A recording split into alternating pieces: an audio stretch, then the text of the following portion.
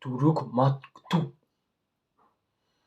Je sais pas ce que ça veut dire. Enlève-le, pépère. Fais 22 sur le terre. Sa mère vient pas lécher, on t'empêche ma main sur ta fesse. La merde c'est la haine, c'est la dèche, on empêche dans mon caisse. Écarter les pucelles, végéta, encule, celle pas de glace sur plus faible, madame, vraiment rusée. La rage dans la fusée, on reçoit l'accusé de la cave, je suis comme Zeus, ma puce. Viens montrer ma puissance et la pétasse, tu sens que ça passe, petit pont entre les jambes, charbon dans tous les sens, la haine puis la naissance, hella. On l'attendait depuis longtemps, hein, mais bon, c'est vrai que j'ai oublié de le dire. Bonsoir et bonjour tout le monde, c'est Red Satire. La politesse, hein, évidemment, ça fonctionne toujours. Mais bref, aujourd'hui, il fallait que ça arrive, il fallait forcément qu'elle arrive, hein, évidemment. Après séance spéciale sur Avatar 2, le film le plus attendu de l'année. À côté de The Batman et Jurassic World 2, 3, hein, évidemment, c'est... Ouais, c'est vrai qu'il y a un petit peu de différence. Au départ, je n'y croyais pas. Au départ, lorsque j'ai appris qu'il y aurait une suite, j'aurais pensé que, pourquoi faire une suite déjà, je vois pas l'intérêt, franchement.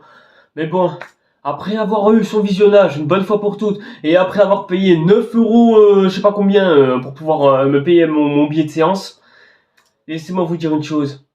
Je n'ai clairement pas été déçu. Ça va bientôt faire plus de 5 ans et demi que je vais au cinéma.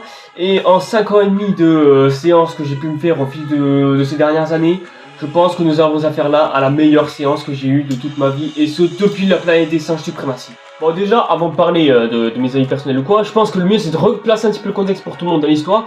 Déjà, c'est quoi l'histoire, hein, pour commencer? Eh bien, on suit cette fois-ci Jake Sully, encore une fois, qui a vu son temps passer depuis le premier Avatar, puisqu'il s'est passé... ouais, à peu près des années, hein, après le premier opus, hein, évidemment, où Jake a eu le temps de faire des enfants avec Neytiri, où le peuple humain s'est rallié avec tout le monde, sauf que le problème, tout le monde est de nouveau envahi, hein, à savoir que les humains ont décidé de revenir sur Pandora pour pouvoir de nouveau coloniser la planète et faire leur vie tranquillement. Mais évidemment, tout le monde ne va pas se laisser faire, et ainsi la famille de Jake vont être obligés de se protéger mutuellement, puisque c'est une famille, donc ils sont obligés de se protéger ensemble évidemment, et donc ils sont prêts à tout pour le faire, et c'est précisément ça qu'on va suivre. Et d'un côté il y a aussi le colonel je sais plus quoi, bon on va l'appeler le colonel, même si encore une fois ça rappellera la planète des singes, qui est de retour pour jouer un mauvais tour. On va en reparler, ne vous inquiétez pas. Les gars, j'ai vu des films de cette année, et clairement, il y avait des bons films. Je dis pas, hein, c'est clair, hein, mais le problème c'est que j'ai plus eu l'impression qu'il y avait que du mauvais que du bon, et que les gens ils acclamaient pas du tout les films comme ils devaient être à la base. Clairement, ça se voit qu'il y a une différence entre les fans de films et les consommateurs de films, parce qu'il y a une différence hyper flagrante, et faites pas semblant de le voir parce que vous le voyez les gars. Les gars, vous avez vu tous les avis sur Twitter qui sont passés. Et même sur YouTube, hein, évidemment, ou sur Insta, je sais pas, mais bon, en tout cas, voilà, vous les avez tous vus, hein, globalement. Donc, je ne vais pas vous refaire l'affront de dire, ouais, c'est hyper beau, la 3D hyper réaliste, parce que tout le monde dit ça. Mais évidemment que c'est beau, les gars, évidemment que c'est beau. Mais les gars, ce genre de truc a déjà été dit 1000 fois. Donc je pense qu'à un moment donné, on va arrêter d'en faire le tout. Et je vais faire mon avis personnel sur le film. Mais on va parler d'autre chose que les effets spéciaux. Mais évidemment que c'est beau. Évidemment que les environnements sont magnifiques. Voilà, je l'ai dit, c'est bon, on passe à la suite. Après, je vous vois venir un coup de ouais, mais attends, le film, il est beau. Mais après, qu'est-ce qu'il raconte? Il raconte rien. C'est un plagiat de Pocahontas en plus. Ta gueule en fait. Bon les gars, je vais taire tout le monde, mais l'histoire est géniale. Ah, c'était si facile à dire les gars, en même. Déjà, si l'histoire elle commence sur un petit récap sur Pandora, en même temps c'est normal. Quand tu fais une suite d'un film de plus de 13 ans, à un moment donné c'est normal que les gens soient perdus. Donc du coup, il faut forcément faire un petit récap en deux speed. Et le petit récap, ouais, hein, mis à part à dire qu'il est stylé, hein, clairement c'est une masterpiece, hein, tout est réussi, hein. L'introduction était déjà pas mal et nous lançait plutôt bien dans le bain. Même si j'ai remarqué un petit quelque chose qui manquait. Enfin, pas quelque chose qui manque, mais qui a été rajouté. Mais après, je sais pas si c'est dû à cause de mon cinéma qui se sont dit ouais, non, 3h10, c'est peut-être un peu trop long. On va raccourcir un petit peu en mettant des avances rapides dans certains extraits. Non, parce que les gars, je sais pas si ça a été pareil pour tout le monde en tout cas, mais dès le début du film, lorsque ça a commencé, j'ai remarqué qu'il y avait certaines scènes du début du film, à savoir des scènes où on voyait à peu près tout le monde qui volait, tout ça, enfin c'était au début du film, de l'introduction. J'ai remarqué qu'il y avait 2-3 petites avances rapides, et je sais pas si ça a été le cas pour tout le monde en fait. Donc les gars, je sais pas qui a eu l'idée, mais en tout cas, non. Voilà, juste la 3D, je dis, enfin la 3D non, les avancées rapides. Dans un film, et dans n'importe quel film d'ailleurs, et dans toutes les circonstances de métrage, je dis non, c'est juste mal fait, c'est non, voilà, enfin, parce que voilà, ça vous plairait si j'étais en avance rapide, à peu près comme ça, exactement. Est-ce que ça vous plairait est-ce que j'aurais été divertissant pour vous? Ensuite, un autre petit problème technique qui d'ailleurs était dans le premier opus, hein, au passage, hein, j'ai oublié de le souligner, bah c'est, il y a un petit problème technique, et ça c'est dû au film, hein, évidemment, c'est juste les gros zooms sur les plans fixes comme ça, genre les gros zooms que tu fais comme ça, en mode pour dire, oh là là, il va se... Alors je veux bien sûr, c'est pour dynamiser un petit peu les scènes, évidemment, je dis pas. Mais je vais dire non, en fait non, ça dynamise pas, ça défait même le plan fixe et du coup ça rend moche en fait, voilà. Et c'est un truc que je reproche évidemment à Man of Steel, hein, parce que dans Man of Steel, eux ils ont fait littéralement tout le film comme ça, hein, pour vous dire. Mis à part ces petits problèmes techniques, clairement l'introduction, même si elle paraît un peu classique, elle était plutôt bien faite en tout cas, hein, surtout pour un film qui fait une suite 13 ans plus tard, hein, contrairement à certains évidemment, hein, que je dis. Ensuite les personnages, n'en parlons pas, ils sont juste extraordinaire. Bon, évidemment, Jake Sully, bon, elle est toujours fidèle à son poste. Et les enfants, putain, c'est...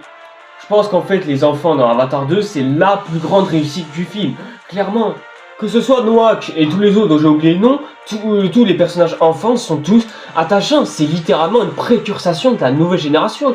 Clairement, même les acteurs, ils sont tous bons. Mais bon, remarque, en même temps, c'est des adultes, hein, donc... Ouais, c'est des adultes qui jouent les personnages enfants. Comme quoi, on peut faire rajeunir des personnages sans qu'ils soient moches ou mal faits ou quoi que ce soit. Comparé à Jimmy Man, hein, évidemment. Hein, mais bon, après, je pardonne, c'était un petit coup d'essai. Même si ce sont plutôt bien réussis, bah clairement, hein, je pense que Cameron prouve encore qu'il est au-dessus de tout. Non mais les gars, il faut aussi qu'on parle de la motion capture. Bon, évidemment, je sais qu'on parle d'effets spéciaux, du visuel, tout ça. Mais les gars, personne ne parle des émotions que peuvent montrer les Na'vi, parce que les gars ils sont en motion capture tout ça, mais la retranscription des émotions de chacun des personnages qui sont en motion capture, elle est magistrale, elle est réaliste, au point que les gens ne la remarquent même pas et n'en parlent même pas. Après c'est vrai que j'en ai parlé avec la Planète des Sages, parce que je dis la Planète des Sages, mais en même temps c'est la même société, à savoir Weta Digital qui s'occupe d'animer les animatroniques que vous voyez à l'écran. Mais c'est clair que quand on regarde la technique et les effets qui sont utilisés pour filtrer les émotions de chacun des personnages, mais en fait on parle tellement de tout que l'on en oublie tellement que les personnages en ont des émotions, et les émotions elles sont tellement bien retranscrites que l'on l'a oublié en fait dans ce film, et maintenant que j'arrive à le souligner, bah c'est... Après, je tenais quand même à souligner quelque chose, un tout petit problème, ne vous inquiétez pas, et ce tout petit problème c'est le défaut du film, que je peux comprendre, hein, évidemment, hein, ça a été tout à fait normal, et bah c'est la musique, voilà, c'est tout ce que je tenais à dire. La musique du film est correcte. Voilà, c'est tout ce que je tenais. Je dis pas que la musique est catastrophique et qu'on a eu une musique de merde, hein, voire même qu'elle a été inécoutable, hein, évidemment, ou alors qu'elle a été complètement oubliable. Non, juste c'est de la bonne musique, mais c'est juste la musique de films d'action comme on en voit tout le temps dans tous les blockbusters que l'on voit de ces dernières années. Et franchement, c'est vraiment dommage, parce que pour moi, la musique de Avatar, c'était clairement quelque chose d'absolument mythique. C'est d'ailleurs pour ça qu'à ce moment, en bande son, vous entendez la musique principale des premiers avatars, hein, tout simplement. Mais bon, juste, je trouve que c'est dommage. Mais en même temps, c'est quelque chose que je peux comprendre, étant donné que, l'ancien compositeur du premier Avatar est décédé entre-temps, hein, depuis quelques années. Donc ouais, c'est normal de passer après le flambeau. Et c'est clair que pour la suite, ça va vraiment être chaud. Mais bon, j'ai entendu une rumeur comme quoi ils allaient changer de compositeur musical. Bon, à voir ce que ça va donner, j'espère au moins que ce sera au-dessus du deuxième, hein, et que ce sera au moins au niveau du premier. Je dis que la musique est un gros défaut parce que pour moi, ça manque un petit peu d'immersion. Genre, je me sens moins immersifié par l'univers d'Avatar. Alors oui, Pandora est toujours aussi magnifique et puissant, mais avec la musique qui est rajoutée en fond et qui n'est pas aussi incroyable que le premier, l'immersion est beaucoup moindre, et avec la musique qui accompagne en moins, t'as pas l'impression ni même ce sentiment d'être au beau milieu d'Avatar, mis à part dans la bataille finale évidemment, hein, donc c'est une mention spéciale, mais bon, rien de bien extraordinaire, hein, on n'est pas au niveau du premier. En même temps c'est normal, quand tu mets une musique complètement différente avec une scène, c'est clair que l'ambiance va pas du tout être la même.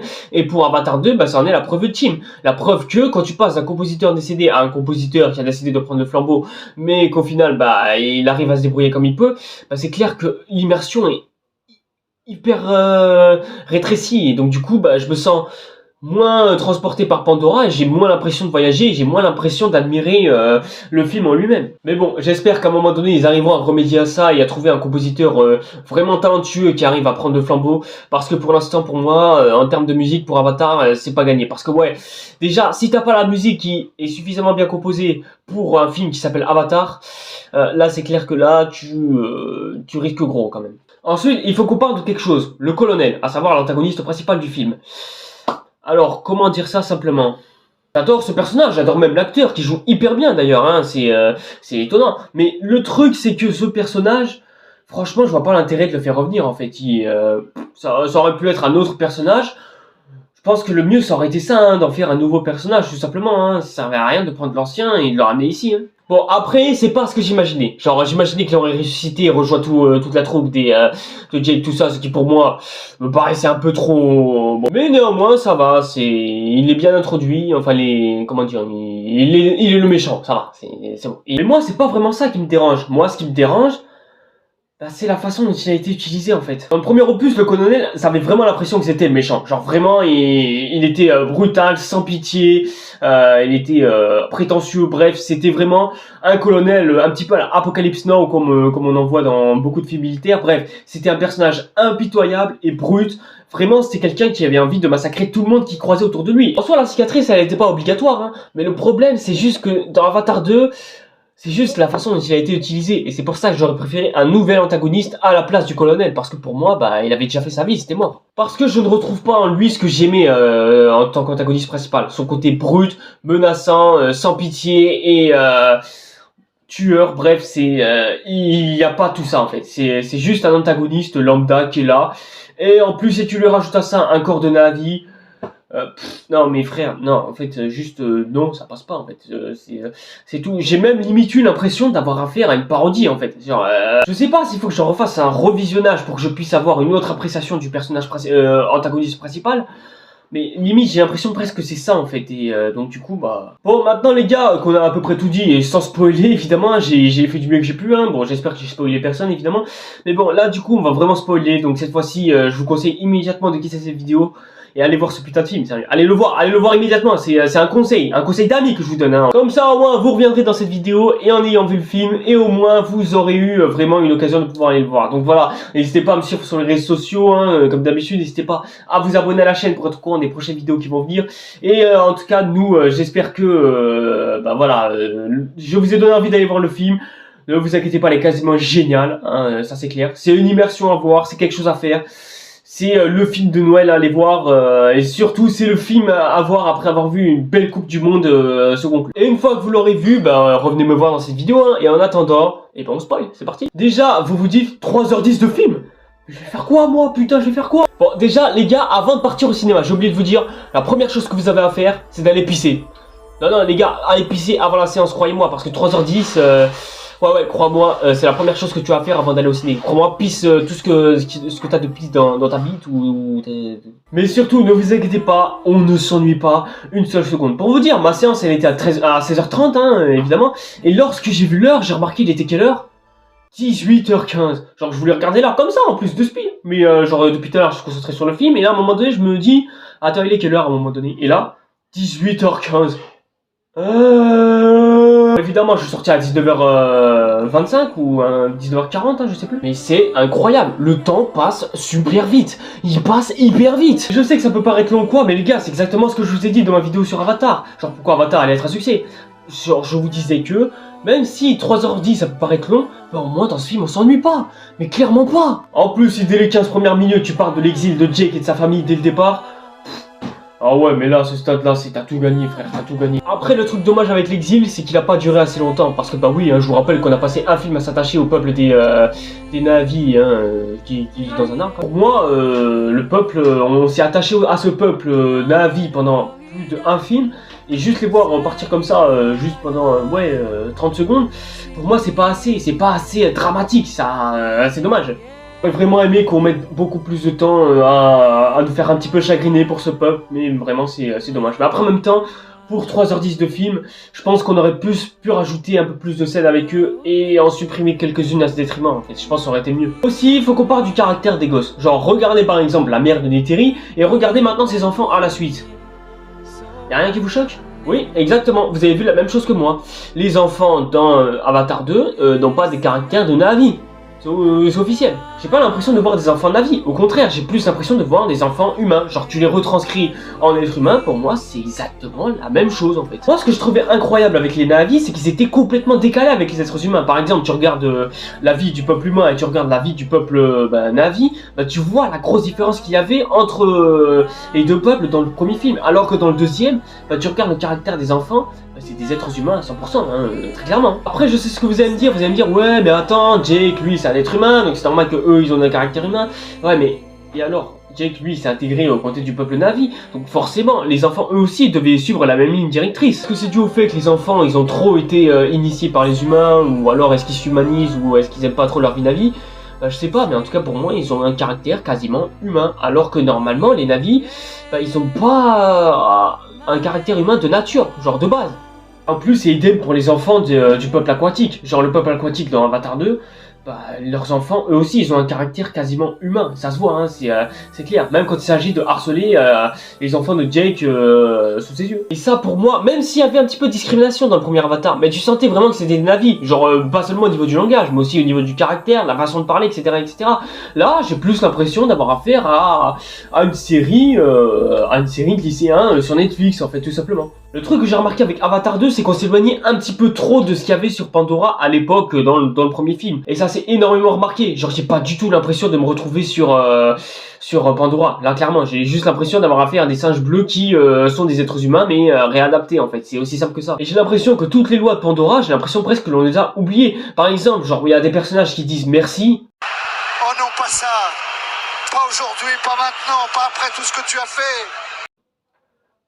Oh putain, l'erreur du débutant.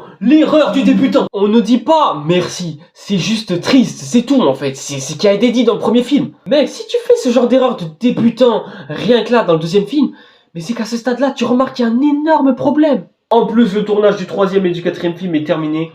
Oh, j'ai peur pour la suite. Ensuite, la relation que Noah entretient avec une baleine, et franchement, elle est hyper attachante. Moi, franchement, j'ai kiffé. Ça m'a presque littéralement rappelé E.T. d'extraterrestre tellement c'était beau et touchant.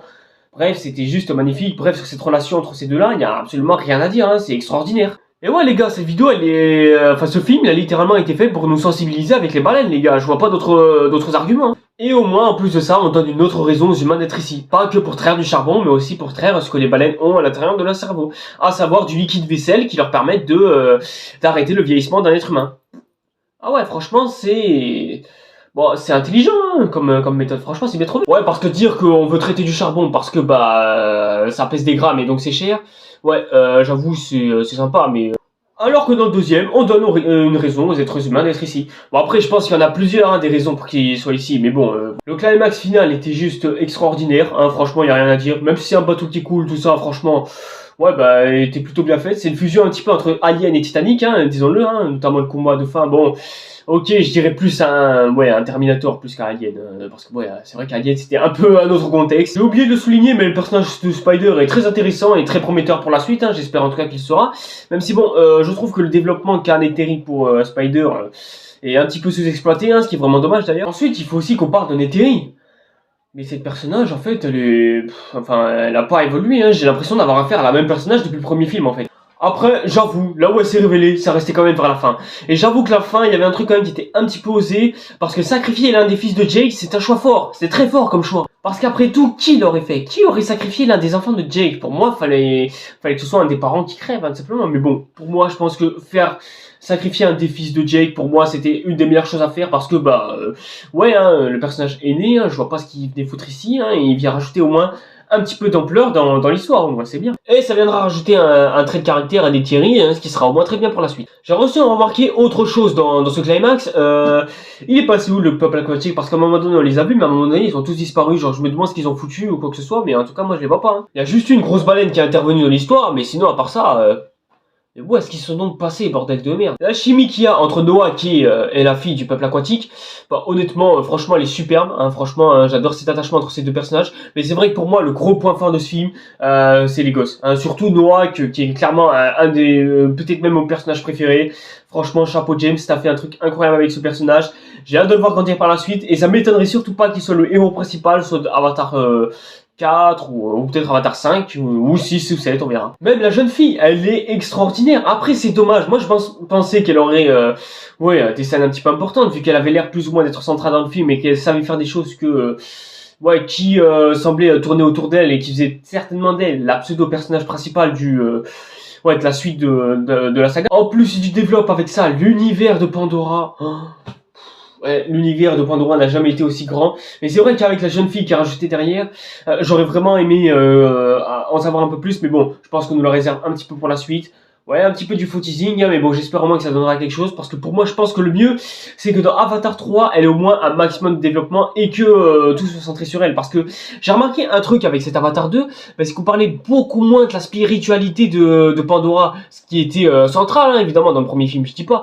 Mais je trouve que vraiment, il y a un gros manque de contexte, et ce qui fait que le film paraît moins puissant. Et je pense que c'est aussi ça le gros point noir du film aussi. Parce que là, le gros contexte de ce film, c'est juste qu'il faut protéger les baleines. Alors que dans le premier film, le contexte du premier film dans Avatar, il était juste essentiel. C'est-à-dire protéger un arbre spirituel qui, s'il est détruit, c'est tout l'écosystème de Pandora qui va en prendre un sacré coup. Et là, dans le deuxième film, non. C'est juste, faut protéger des baleines parce que, ils sont en lien et en communication avec un peuple aquatique.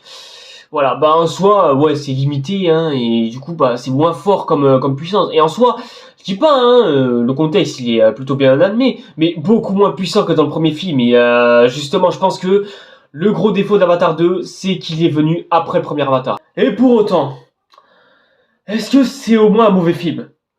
Franchement, avec tout ce qu'on a eu, tout ce qu'on s'est mangé, et tout ce qu'on s'est tapé ces 13 dernières années, et moi, ces 5 dernières années, honnêtement... Clairement pas, non, clairement pas. C'est, comme je vous ai dit, c'est la meilleure séance que j'ai eue dans toute ma vie. Clairement, ce film, je vais le voir des dizaines et des dizaines de fois. Je pense que je vais aller le voir 5 fois au total. Ah les gars, la dernière fois que je suis allé voir un film plusieurs fois, c'était pour Joker, hein, et encore j'y suis allé que 2 fois. Juste la deuxième fois, c'était avec mon petit frère. Ah mais les gars, vous imaginez ce que je vais dire à mon fils lorsqu'il apprendra que je suis allé voir un film 5 fois ? Papa, tu deviendras jamais quoi ? Je suis allé voir Transformers 7 2 fois. T'as vu, c'est incroyable. 2 fois. Un jour ton père il est allé voir Avatar 5 fois d'affilée. Allez, tu fais pas le poids gamin, casse-moi. Ah mais je vous jure les gars, avec tout ce qu'on s'est tapé, toutes les grosses merdes qu'on a mangées, je trouve que franchement voir un film comme Avatar 2, c'est pas seulement rafraîchissant, mais c'est juste un énorme rappel pour bien nous faire comprendre que James Cameron c'est le roi, hein, tout simplement. J'ai même eu un tweet tout à l'heure sur Twitter qui me disait que ça y est, James Cameron il nous saoule, et il a déjà prouvé tout son talent, pourquoi est-ce qu'on veut le voir plus Ah mais je crois que t'as pas compris en fait. Je préfère encore un réalisateur qui nous prouve qu'il est le meilleur plutôt que d'avoir un réalisateur qui nous fait toujours des merdes tout le temps. Genre on se plaint comme quoi James Cameron il fait que des films, ça c'est génial. Mais quand il s'agit par exemple, je sais pas moi, du réalisateur de No Way Home dont j'ai oublié le nom, genre le gars il filme avec ses pieds et personne lui dit rien. Et après évidemment il y a encore des gens qui vont dire Avatar c'est un plagiat de Pocahontas tout ça. Bon les gars je pense qu'on va le dire une bonne fois pour toutes comme ça moi ce sera réglé. C'est vrai que quand on regarde le film de James Cameron, c'est vrai que quand il nous présente son film, on voit qu'il y a des similitudes avec d'autres films, notamment Pocahontas, comme vous le dites. Mais quand on regarde Pocahontas, c'est plus ou moins la même chose. On a plus l'impression d'avoir affaire à une princesse Disney, sauf que la différence, c'est qu'elle est indienne. Genre une Cendrillon, ou une Belle, ou n'importe quelle autre princesse Disney, hein, citez-moi le reste de la liste. Et c'est vrai que quand James Cameron prend des formules qui marchent en ce moment, et tout ça, etc., on peut se dire, le gars, il a rien fait, il a juste pris des choses qui marchaient, du coup, il en fait ses nouvelles saveurs, tout ça, et du coup, ça donne aucune saveur, c'est nul, et ce sera dégueulasse, et jamais personne mangera ça, hein, évidemment. Sauf que non, ça fonctionne pour lui et son film fonctionne très bien comme ça malgré les ingrédients qu'il a pris. Pourquoi ? Parce que le gars il a pas copié. Il s'est inspiré, tout simplement. Il a juste fait la formule de tout ce qui a déjà été vu à la base et il en a fait ses propres formules et il a tout fusionné, tout mixé en un seul et même film pour faire son propre truc à lui et le sortir à lui. Et non, c'est pas du plagiat les gars, ça marche. Par exemple, ce film, j'ai presque eu l'impression d'avoir eu affaire à un documentaire aquatique. Alors que si on se penche en regardant un documentaire aquatique normal, genre classique, genre un documentaire sur la protection de la baleine, tout ça. Bon évidemment, hein, c'est un truc connu, hein, il y en a plein de documentaires comme ça, on en voit 500 fois d'affilée. Ou alors si on se concentre sur les histoires de la colonisation, c'est pas pareil, hein, c'est le truc qu'on a déjà vu 500 fois, tout ça, c'est bon, hein, c'est la même chose que l'on sait hein, depuis ces dernières années. Ou alors une confrontation entre les humains et les aliens, comme quoi cette fois-ci c'est les aliens qui sont envahis, du coup les humains ils arrivent sur une nouvelle planète, ils essaient d'explorer pour voir s'il n'y a pas des aliens, ils les envahiraient tout ça. Bon là encore une fois c'est pareil évidemment, hein, c'est le genre de truc qu'on a déjà vu tout ça, bref on connaît, on a déjà vu 500 fois tout ça, ça y est c'est bon, on connaît, ça y est, genre par exemple on nous cite le synopsis, l'histoire de gens qui sont attaqués tout ça, on connaît, ça va on le sait, mais quand James Cameron lui le fait avec son Avatar, et ça donne ça. I became a Marine trained for the hardship. I told myself I can pass any test a man can pass. You are not in Kansas anymore. You are on Pandora. You should not be here. Well, this is your fault. That they can take whatever they want. But we will send them a message. That this is our land!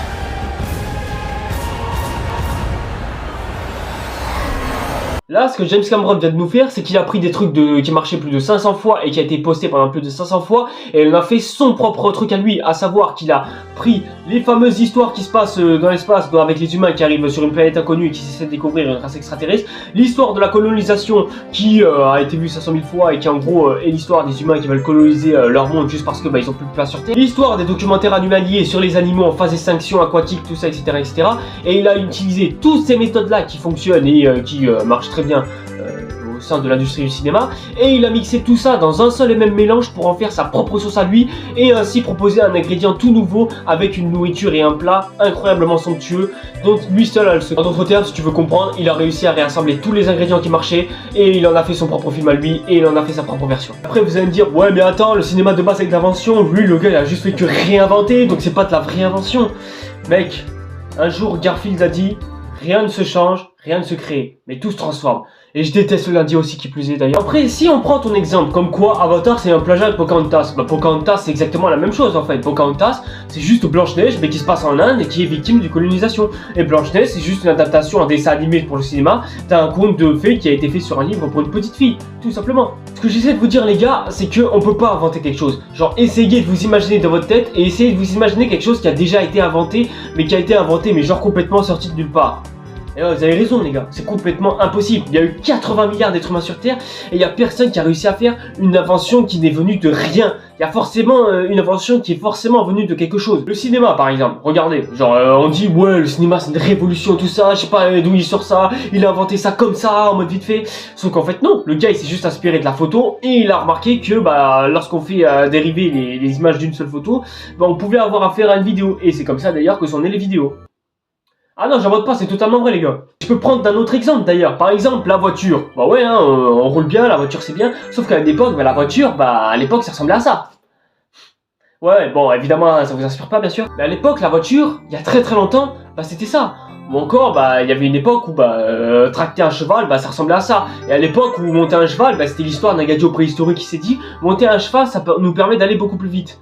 Et putain, dites-vous que rien que ce gars a réussi à changer notre quotidien, nous tous. Bref, tout ça pour dire que les choses, ça ne s'invente pas. En fait, on réinvente. Et pour Avatar, c'est exactement pareil. Que tu le veuilles ou non, Avatar c'est trop bien, mais c'est juste parce que le gars, il s'est inspiré de formules qui marchaient déjà, et il en a fait sa propre histoire à lui, et il a inventé quelque chose. Que tu le veuilles ou non, James Cameron, il a fait son propre film, et il s'est inspiré de tout ce qu'il aimait pour faire son film qu'il aime, histoire que pour nous, on l'aime aussi. Comme tu veux ou non, Avatar c'est trop bien, et si t'aimes pas, c'est pas grave, hein, c'est parce que ça correspond pas, et puis en même temps, voilà, on peut pas plaire à tout le monde non plus. Mais s'il y a bien une chose qui est indiscutable à ce sujet, c'est comment est-ce qu'Avatar a été créé en même temps, et pourquoi même est-ce que ce film a été fait, hein, d'ailleurs, et même de quelle source d'inspiration est-ce qu'elle s'est inspirée. Parce qu'au final, quand on y réfléchit, on ne peut que s'inspirer des autres si on veut avancer à un moment ou à un autre. Parce que ouais, si c'est pour stagner à un moment donné pendant tout le long, à un moment donné c'est bon, arrête de faire ton cinéma.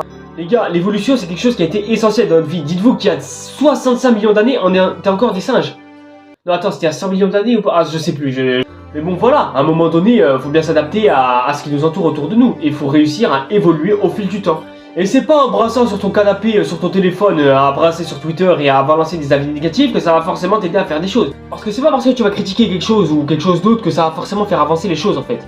Non, juste bouge ton cul, lève-toi et fais ta vie à un moment donné et tu casses les couilles à personne. Que tu le veuilles ou non, Avatar 2, c'est une belle histoire. Et ça, on ne pourra jamais lui enlever. Et c'est pour ça d'ailleurs que pour Avatar 2, j'ai oublié de le préciser mais j'ai oublié de le noter. Ouais, hein, du coup ce sera un 90% pour ce film, hein, mais bon, les 10 autres pourcents c'est juste pour les défauts que j'avais cités tout à l'heure, comme quoi... Ouais, il est pas supérieur au premier Avatar, même s'il reste très bon dans sa catégorie. Ouais, parce que c'est vrai que le gars, il a quand même fait le tournage de ces 3 suites à la suite. Ouais, donc ça veut dire qu'il a tourné Avatar 2, 3 et 4 en même temps. Et à l'heure où je vous parle, le tournage d'Avatar 5 est en plein tournage, hein, à l'heure où je vous parle, hein, évidemment. Donc voilà, j'ai hâte de voir ce que cet homme va nous proposer pour la suite. Et en tout cas, je suis patient de voir ce qu'il va nous proposer. J'espère en tout cas que ce sera incroyable. En attendant, on va continuer à se taper de belles grosses merdes. Bon après j'abuse un peu, il y en avait quand même pas mal des bons films hein. Et voilà les gens, c'est tout pour cette vidéo. Merci à toutes et à tous de l'avoir suivi et d'avoir tenu au moins jusqu'ici jusqu'au bout. Si elle vous a plu, comme d'habitude, n'hésitez pas à liker, commenter, etc. Et nous en attendant, eh ben, on va se retrouver pour la dernière vidéo de l'année. Et ce sera la vidéo bilan de 2022. Je vous préciserai tout plus tard parce que là c'est trop long. Bref, c'était Restsatyr. Ciao les gars. C'est trop sale, car fait trop de sale. C'est dommage, car j'étais un bon gars, mais je suis devenu un bandit. Le OG, le million, expert en BR, expert en P.